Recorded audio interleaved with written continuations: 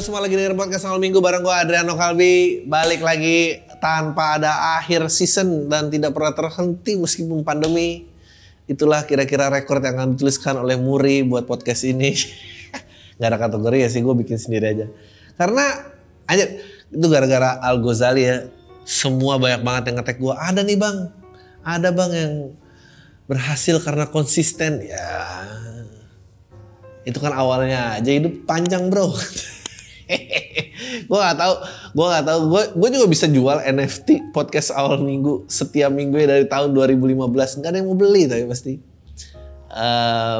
Ya, congrats buat Al Ghazali. Apa lagi? Gue seperti yang gue ada cerita, gue sempet Omicron. Tapi untung stok aman, jadi seolah-olah gue nggak ini. Dan gue tidak pernah posting hasil COVID karena buat apa? Gue tuh sebetulnya udah banyak banget ya kayak gue baru mulai sadar kemarin gue manggung di Saints Angel bareng Aldi, bareng Duto, bareng Alif. Satu lagi siapa ya? Lupa gue. Menyenangkan banget. Gue mulai sadar kayaknya profil podcast Al Minggu tuh orang-orangnya agak-agak mirip-mirip gue. Jadi kayak punya sosial media tapi nggak ngikutin tren, punya apa gitu. Tapi gue happy banget profilnya datang kayak gitu. Karena emang, wow, gue sih, menurut gue salah satu konten yang paling lucu-lucu banget itu adalah kontennya Arif Brata. Jadi gue paling suka tuh yang adalah main keyboard apa gini-gini.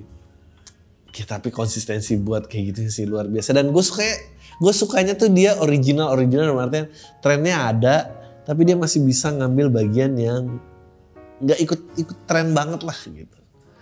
Sedangkan gue tuh kayak lagi mikirin apa yang unik ya. Saya ikut tren tapi tetap unik gitu. Belum kepikir hasilnya apa, udah ganti lagi trennya. Udah gak sanggup gue. Udah gak sanggup lagi. I guess that's what happen when you're old. Ya udah gitu. Sekarang cuma ini yang gue punya. Cuma podcast ini. Karena di podcast ini gue gak kelihatan seperti ikutan tren. Dan belum ada sih komen-komen yang kayak Bang Adri podcast juga nih ikutin tren. Gue yang mulai tren ini. Ya buat yang nggak tahu ya, kalau kata Pak Luhut ya, kalau sudah 2 kali vaksin dan tidak ada komorbid bolehlah jalan-jalan. Ya, menurut gue salut lah buat Pak Luhut kayak begitu. Emang yang bener tuh begitu aja.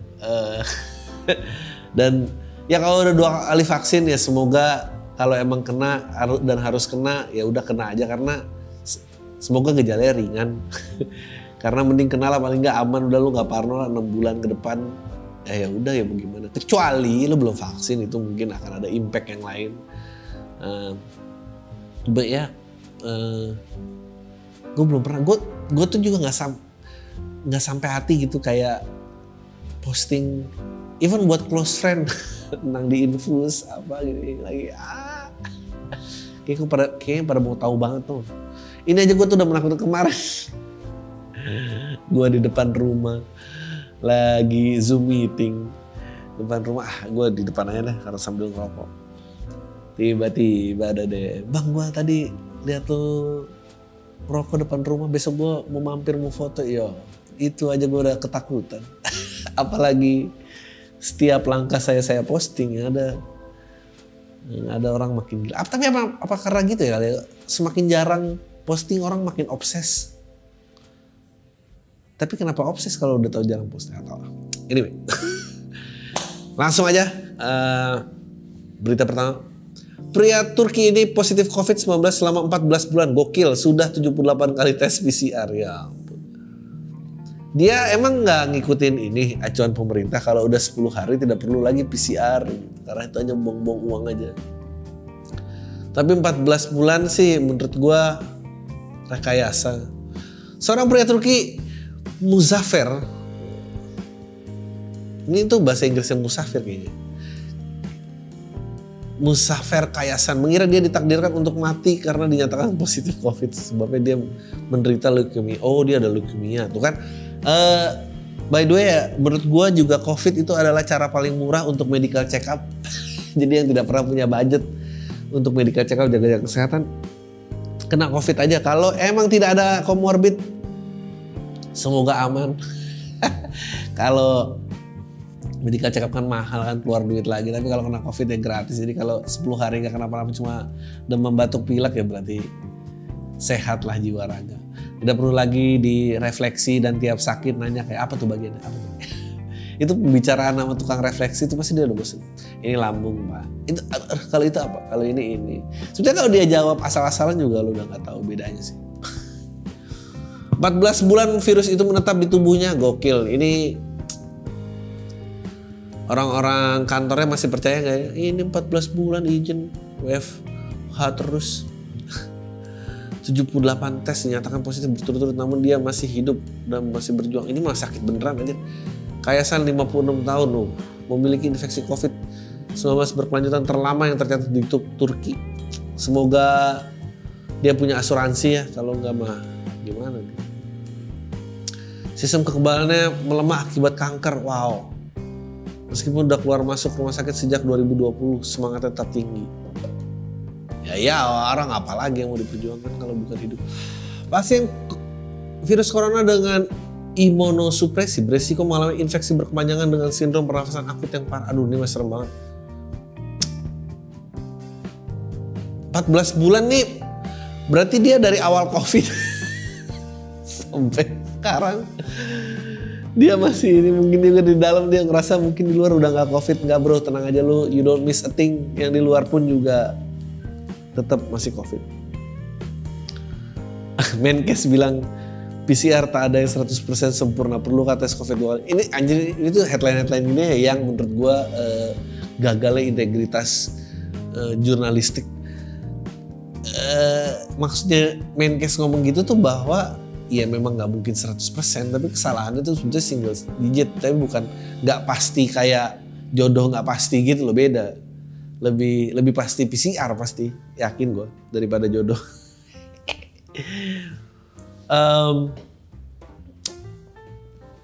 Karena baik dari sensitivitas dan ini oke. 95-99%, men. 95-99% tuh tinggi banget, men. Gue sih kalau judi sih pasti pasang di situ, nggak mungkin kalau dikasih jaminan 95% mah.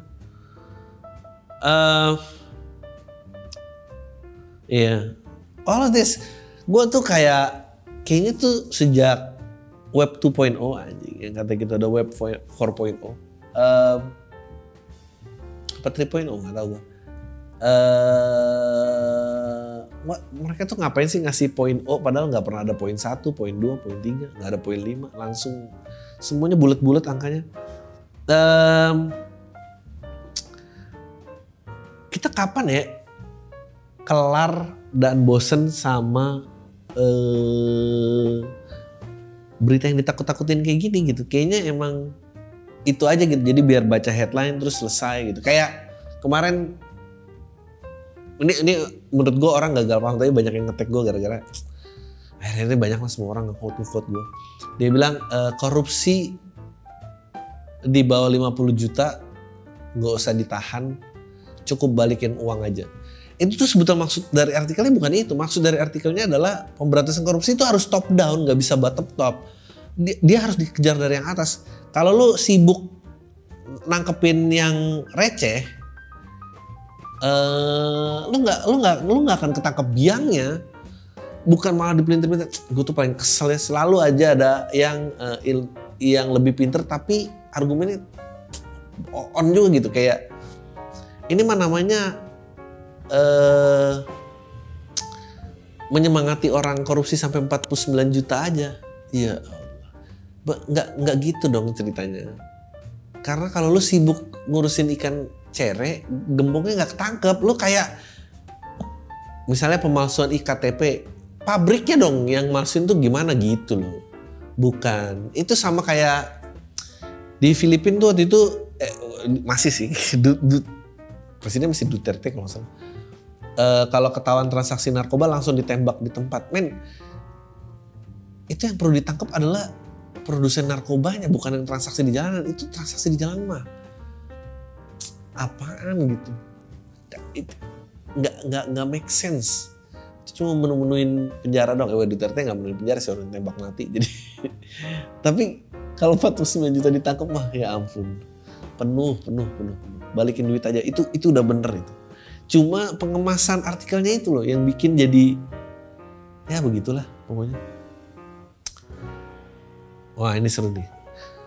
Viral, dokter kandunganku adalah ayah dari bayiku. Ya ampun, begini fakta sebenarnya. Aduh, lagi juga lo ngapain sih ngupload begini? Ketika istri sedang mengandung, peran suami sangat dibutuhkan untuk mendukung psikologis dan kesehatan sampai hari melahirkan nanti. Namun bagaimana jadinya ibu hamil yang selalu pergi sendirian setiap memeriksa kandungan dokter? Ini kalau ujungnya ternyata suaminya adalah dokter kandungannya sendiri, gue bejek nih. Ini adalah contoh misleading. Kisah bumil yang selalu pergi sendiri periksa kandungan ini viral setelah dibagikan oleh akun TikTok @dokter_Marina. Dalam video tersebut tampak si bumil datang ke kandungan dengan ditemani anak pertamanya. Sang anak terlihat berbeda di depan pintu praktek dokter. Ketika masuk ke ruangan dokter, sang anak mendekat ke dokter kandungan, ternyata terungkap dokter kandungan tersebut adalah suami dari ibu hamil. Ya ini tuh berita apa anjing? Ini berita penyesatan aja anjir. Ya ini kebetulan bapaknya ya dokter aja. Video kemudian memperlihatkan momen wanita hamil tersebut merasa lega dan nyaman karena yang memeriksa kandungan adalah suami sendiri. Dan suami dalam video itu hanya memeriksa kandungan saya tanpa memberikan penjelasan. Ayo bu silakan dokter. Oke dok, alhamdulillah aman, nanti aku jelasin di rumah ya. Terus ngapain ngantri? Judulnya dokterku adalah ayah dari bayi ku kandung. Video kisah suami ini pasti ada yang viral dan komentarin kayak ampun, astaga, perselingkuhan apa gitu. Video kisah suamiku adalah dokter kandunganku itu dari tonton 3,2 juta views dan viral. Warga net ada yang ikut ketawa dan memberikan komentar lucu pada video. Ini orang-orang antre pada batin ya. Kasihan ya bu, cek kandungannya gak ditemuin suaminya. Cuma anaknya doang yang masih kecil. Padahal. Kalau ngejelasinnya di rumah mau beda lagi kan bunda aja. Yang mesti jadi berita tuh adalah kalau emang pas lahir itu beneran bayi dokter kandungannya dan suaminya itu bukan dokter kandungan, itu baru berita. Kalau ini mah emang dokter kandungan nggak punya, maksudnya ini kan sebetulnya cerita semua dokter kandungan yang laki-laki ya, tidak ada yang unik dari hal ini sebetulnya. Kenapa harus jadi berita? Emang karena udah viral aja. Gue lama-lama tingkat stres gue tuh semakin kemajuan zaman ini, tingkat stres gue tuh semakin meningkat. Karena kalau orang dulu merasakan generasi gap itu kayak 15 tahun ke atas, kalau sekarang tuh hal yang dilakukan sama orang yang beda 6 bulan sama gue aja tuh udah annoying buat gue. Gimana kalau 15 tahun bedanya? Tapi gue yakin masih banyak orang-orang bitter yang merasa bahwa kebenaran itu tidak ada di sosial media dan masih berharap bahwa suatu saat ini runtuh. Dan meskipun zaman nggak mungkin mundur sih, jadi kalau dia runtuh kan kayak VCD nggak kepake lagi, DVD nggak kepake lagi, Blu-ray aja nggak kepake lagi. Jadi semoga juga sosmed nggak kepake lagi sih. Sebetulnya apa nggak tahu gue kadang tuh nyebut sebetulnya duluan tapi nggak tahu follow upnya. Dibawa pulang ke rumah, warga rebut paksa peti jenazah yang dimakamkan protokol COVID oleh petugas. Ya ampun. Tapi sejujurnya gue nggak tahu sih harus berkomentar apa.